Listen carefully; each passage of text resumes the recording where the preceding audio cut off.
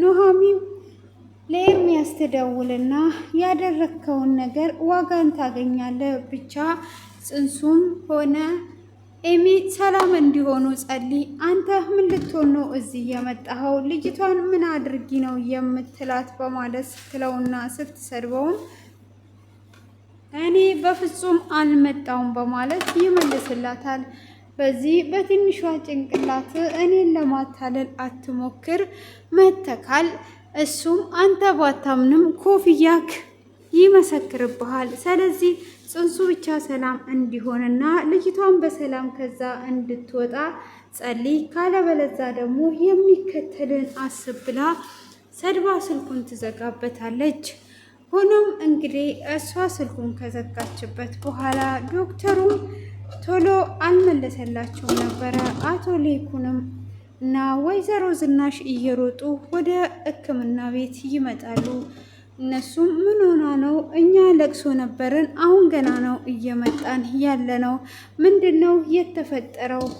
ደህና አይደላችሁም ወይ? በማለትም ልጄስ ምን ሆና ነው በማለት ሲጠይቅ ኑሃሚን እንግዲህ ሀምላል የነገረችው ነገር በውስጡ ስላለ አፋፋቸውን እየመታቸው አይናቸውን አትኩሮ እያያቸው ምን ሆነሃል አንተ ልጅ ሰላም አይደለህም ወይ? በማለትም ሲጠይቁት አይ ሰላም ነኝ ካልኩ ሰላም ነኝ፣ ምን ሰላም አለ? በማለትም ይናገራል። ዳግምንም አተኩሮት እያየው ነበር። ዳግምንም ካየው በኋላ ዳግም አሁን ላይ የሚያሳስበን ስለ እህታችን ነው። ስለ እህታችን ቀስ ብለን ተረጋግተን ማሰብ አለብን፣ አይዞ ወንድሜ ብሎ ያረጋጋዋል። እሱ ግን የሰማው ነገር ስላለ አተኩሮ እያየው ነበር። ሆኖም እንግዲህ ሊናገር ሲል ኑሃሚን አፋፉን ብትመታውም ኤሚ ነፍሰ ጡር እንደሆነችና ብቻ ጽንሱም እሷም ሰላም ይሆኑ በማለት ሲናገር ኑሃሚን አንተ ምን እየሆንክ ነው ያለኸው? አረ እባክህን እያለች ብትለምነውም እሱም በመሃል ጸጥ ይላል። ሆኖም እንግዲህ የምን ጽንስ ነው ብለው እነሱ ቢደነግጡም እሱም እንደዛው እያላቸው ቢሆንም ሆኖም ኤሚ ሕክምና እያደረገች እሱ ግን አፍጥጦ እያያቸው እጅግ እየተናደደ የኑሃሚን እናት እጅግ እየተጨነቀች ልጄ ምን ሆና ነው? በቀን 2 ሳንደዋወል በፍጹም አንውልም ነበረ። አሁን ግን ይሄው ድምጿ ራሱ የለም፣ የት እንደገባች ምንም ያወቁት ነገር የለም እያለች ከናንዬ ጋራ ስትጨነቅ እናንዬም ታያቸው አሁን እኮ የእነሱ ጊዜና የእኛ ጊዜ በጣም የተራራቀ ነው፣ ወይን ሌላ ቦታ ይሆናሉ። ጭራሹንስ ሊወስዳት አይደለ ወይ? አሁን በቃ እንደዚህ እያልን ራሳችንን እናሳመን። እስቲ ኑሃም ጋር ደውይለት ስትል እሱም አያነሳም። አቶ ሌኩንም ስልክ አያነሳም። ልጄ ምን ሆና ነው በማለት እጅግ እየተጨነቀች ነበረ። ሆኖም እናና ተረጋጊ፣ ምንም የምትሆነው ነገር የለም እያለችም እያረጋጋቻትም ትገኛለች። እንግዲህ በዛው አጋጣሚ ኑሃሚን ትደውልና እናቴ ምንም አታስቢ፣ ኤሚን አሟት ሆስፒታል ነው ያለነው፣ ስለዚህ አሁን እኔ አልመጣም በማለትም ስልኩን ጆሮዋ ላይ ትዘጋለች። እሷም ይሄ ነገር እንዴት ሊሆን ይችላል? ምንድን ነው እሱ ያመማትን ብላ ብትጠይቃት ሳትነግራት ነበረ ስልኩን የዘጋችው። ኑሃሚንም እዛው ሐኪም ቤት ታድራለች። ሆኖም የኑሃሚን እናት ለናናዬ ለምንድን ነው ግን አቶ ሌኩን ፈተና የማያልቀው ይሄ መልካም ሰው እያሉ እንግዲህ እያወሩ ነበረ። ሆኖም ምንም አትሆንም ትድናለች እያሉ እያወሩ ይገኛሉ። ኑሃሚን እንግዲህ ኑሃሚን ይዛው ወደዛ ትሄድና ለምንድን ነው አንተ እንደዚህ የምትሆነው? አሁን ላይ የሚያሳስበን የኤሚ ህመም እንጂ አንተ እንደዚህ አይነት ነገሩን ለምንድን ነው እንደዚህ የምትሆነው? ምን እየሆንክ ነው ያለከው? ብላ ትለዋለች። አንቺ እንዴት አድርጌ ነው የምችለው? እኔ ሚስጥር መደባበቅ አልችልም፣ ስለዚህ ሁሉንም ነገር እናገራለሁ ብሎ ሲልም አሁን ዝም በልና በኋላ ላይ ሄደ ሁሉንም ነገር ታጣራለ። አሁን በዚህ ሰዓት ስለዚህ አይነት ነገር የምናወራ አይደለም። ስለዚህ ሄደክ አባትን አንተ ገዳይ ነክ ልትለው ፈልገ ነው ወይ ብላ ስትለውም አይ እንደዛ ማለት ሳይሆን እንዴት አስችሏቸው ምን አይነት ጭካኔ ቢሆን ነው አንድ ላይ አንድ ገበታ ላይ ቀርበን እየበላን ዝም ያሉት? ስለዚህ እኔ እንደዛ ዝም ማለት አልችልም በማለትም ሲል አንተ እንዴት አሁን በዚህ ሰዓት ስለ እህትህ መጨነቅ ትተህ ሌላ ነገር ታወራለህ? እያለች እንግዲህ ታረጋጋዋለች። እሱም እሺ በማለትም ይረጋጋል። ሆኖም እንግዲህ ዳግምን በምን አይኔ ነው የማየው እውነት ይሄ ነገር ከሆነ እያለ እንግዲህ ኑሃሚ እጅግ እየተጨነቀና ስለ አባትየው እንዴት ምን አይነት ጭካኔ ቢኖረው ነው እንደዚህ አይነት ነገር ያደረገው? በፍጹም እንደዚህ መጨከን አልነበረበትም በማለት እንግዲህ እያረጋጋች ባሉበት ጊዜ ዶክተሩም ወደ ውጭ ይወጣል። ምንድን ነው ብለው ዶክተሩን በሚጠይቁ ሰዓት ዶክተሩም እንግዲህ ያንን ጥያቄ በሚጠይቁበት ሰዓትም አሁን ጽንሱም ሰላም ነው ብሎ ይላቸዋል። አቶ ሌኩንና ወይዘሮ ዝናሽ እጅግ ይደነግጣሉ። የምን ጽንስ ነው በማለትም ሲጠይቁት እንዴ ነፍሰ ጡር መሆኗን አታውቁም እንዴ በማለት ሲነግራቸውም ኑሃሚም እኔ ልነግራችሁ ቅድም ያልኩት ይሄንን ነበረ ብሎ ይላል። እንዴ እኛ ነፍሰ ጡር መሆኗን አናውቅም በማለትም ሲሉት እናንተ አለማወቃችሁን ሳላቅ በመንገሬ በጣም ይቅርታ፣ ሆኖም ግን ማወቃችሁ የማይቀር ነገር ነበረ ብሎ ይላቸዋል። እሱም እሺ አሁን እንዴት ናት ብሎ ሲል አሁን ደህና ናት፣ ግን በኋላ ላይ የሚያሰጋ ነገር አለ። ስለዚህ አሁን ሁለተኛ ምርመራ ካደረግን በኋላ ነው ሁሉንም ነገር የምናውቀው እንጂ አሁን ምንም የምናውቀው ነገር የለም በማለትም ይመልስለታል። ማለት ምንድን ነው የተፈጠረው ብሎ ሲል አሁን እዚህ ሆና ምርመራ በድጋሚ ማድረግ አለባት ይሉታል።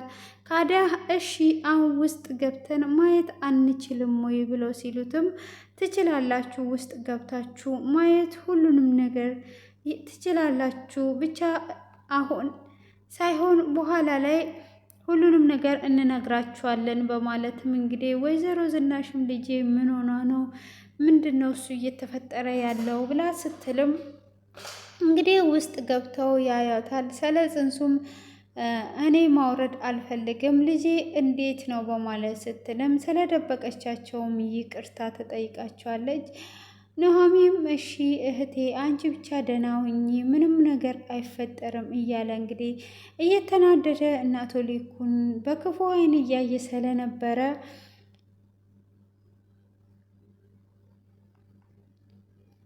እሱም በዚህ አይነት ሁኔታ ውስጥ እያያቸው ስለነበረ ኑሃሚ ናስቲ ትለውና ወደ ውጭ አውጥታው ለምንድን ነው አንተ እንደዚህ የምትሆነው? አሁን ተረጋጋና በኋላ ያለውን ነገር እናወራለን። ለሚ ብለህ ሁሉንም ነገር ያዘውና በኋላ ሁሉንም ታጣራለህ ትለዋለች። ኤሚም በዛው እንግዲህ ወንድሜን እያናደደችው ሀምላን ልትሆን ትችላለች።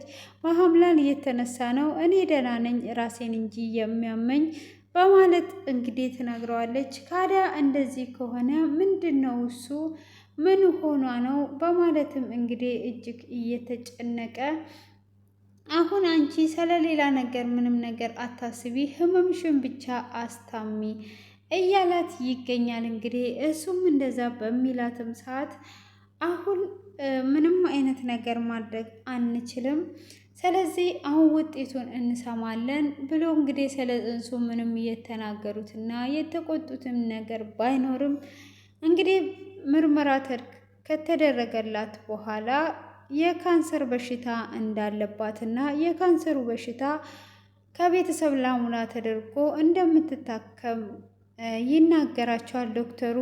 አይ ውጭ ሀገርም ቢሆን ሄዷ ትታከማለች በማለት እንግዲህ ሕክምና እንድታደርግ ይናገራል። እሱም ሕክምና እንድታደርግም ቢናገርም እንግዲህ ምንም አይነት ነገር ሊፈጠር አይችልም፣ ምንም እንዳታስቡ ብሎ ይላቸውና ደግሞ ይህን ያህል ተስፋ የሚደረግበት ነገር እንደሌለ ይናገራል። በዛ አይነት መሰረት እንግዲህ እያወሩ ይገኛሉ። ሆኖም አሁን ላይ ምንም ነገር አንተ እንዳታስብ እንዳትጨነቅ እያለው ይገኛል። እንግዲህ ዶክተሩም ላሙና የሚሰጥ ሲባል ሁሉም እንሰጣለን ብለው ነው የተናገሩት። ሆኖም ግን ኤሚ ጽንሱን ማውረድ አለባት። ጽንሱ መኖር የለበትም። ጽንሱ ካለ ጽንሱ መቼም መኖር የለበትም፣ ግዴታ ማስወረድ አለባት በማለትም እንግዲህ ይናገረዋል። ሆኖም እንዴት ሆኖ ነው እንደዚህ የሚሆነው? ምንም እንደማትሆን ንገረን ብለው ይሉታል። እሱም እሺ በቃ እናትን ተስፋ አለማቁረጥ ሳይሆን በሌላ ቦታም ሄዷ መታከም ትችላለች፣ ምንም ነገር እንዳታስቡ እያላቸው እንግዲህ ጽንሱ እንዲወርድ እሷ ከተረጋጋች በኋላ በሽታውም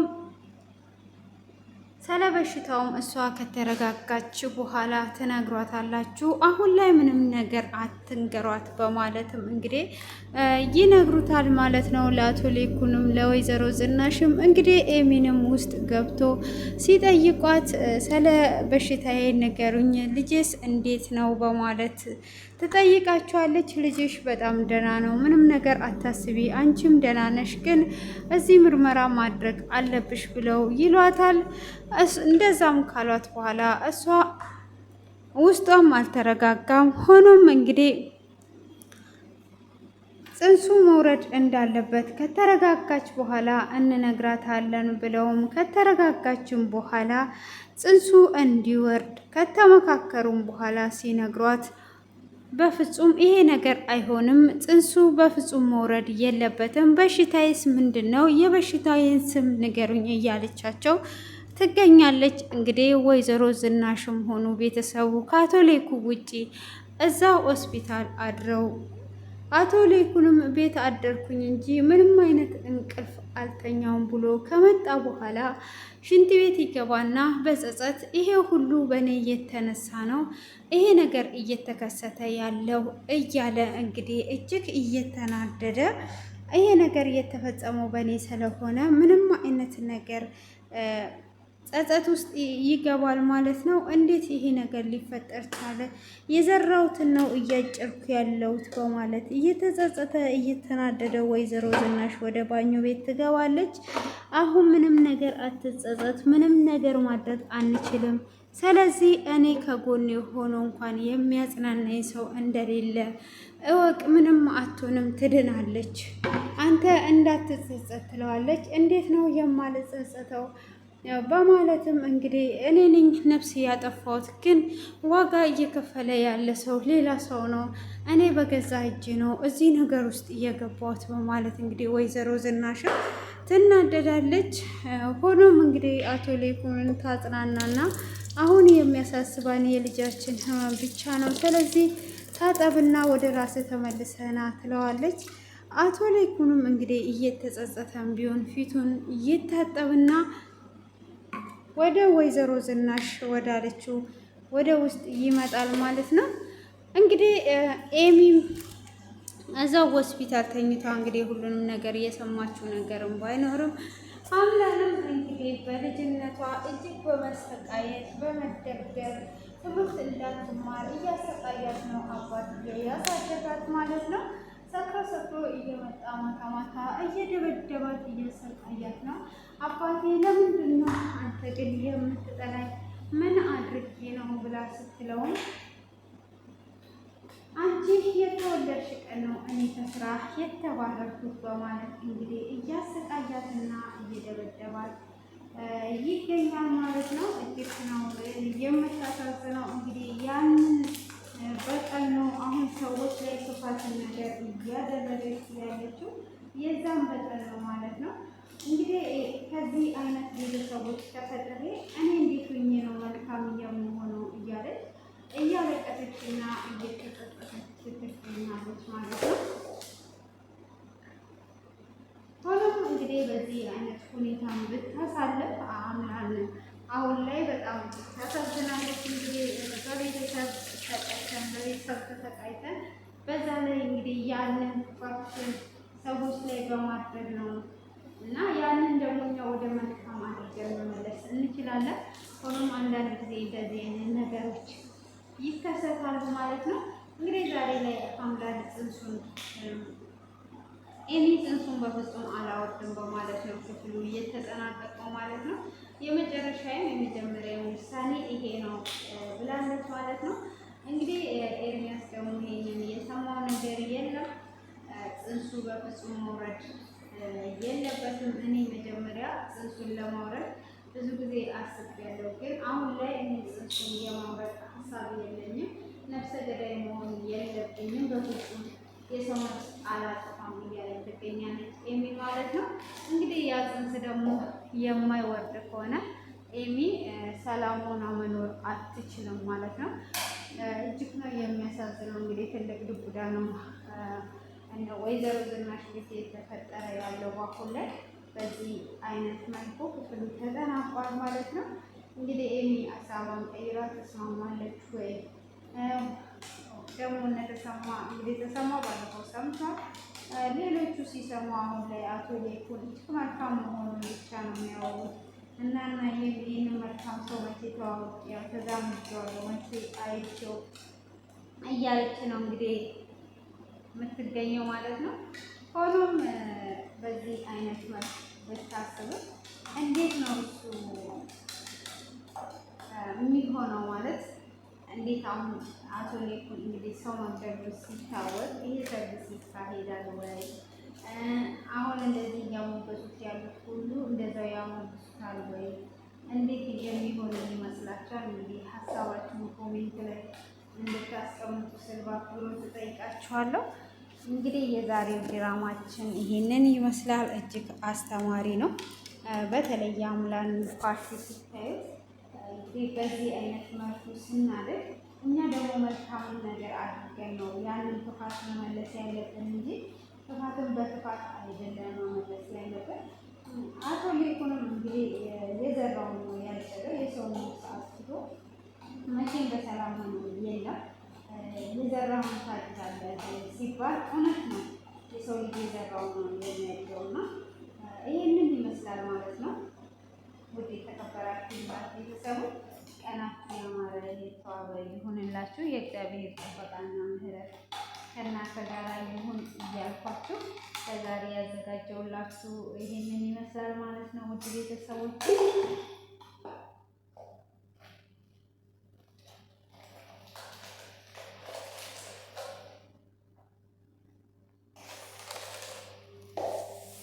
በድጋሚ እስክንገናኝ ድረስ መልካም ቆይታ እየሆንላችሁ ደግሞ እያበረታታችሁኝ ስለሆነ ከልብ አመሰግናለሁ። ሁላችሁንም ከልብ ነው ማመሰግናችሁ። አሁንም አበረታቱኝ እላችኋለሁ። መልካም ቆይታ፣ ወዳችኋለሁ። አይ ሚስ ዩ ሶ ማች